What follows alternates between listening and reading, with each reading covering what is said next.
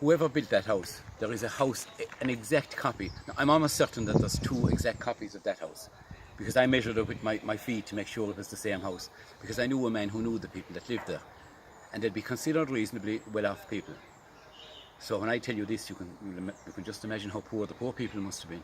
But the girl was 22 years old. She, I suppose, wanted a bit of security, and she had a marriage arranged with the man that lived in the house. When they married, she was 22 and he was 47. So when you married in an arranged marriage, the man was the boss. His breakfast, his dinner, his supper, his chair, his plate, his cup. So he was the boss. But when she married him, wasn't his mother and father still alive? And his mother was unable to get out of bed for at least 3-4 years before she passed away. And there's a little room in there on your left.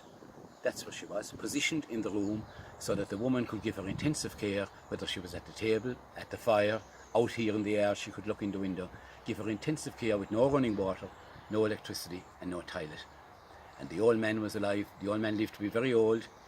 He was skinny, miserable, and the man told me that he was very, very contrary. And that's one thing you see about all old Irish men, very contrary.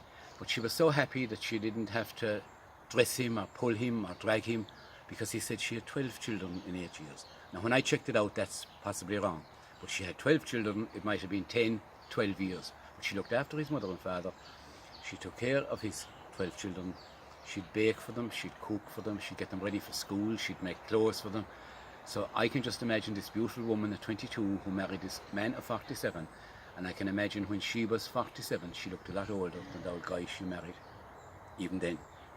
But just what they went through. And another little thing, when you go into that house, you might see the hens in the house.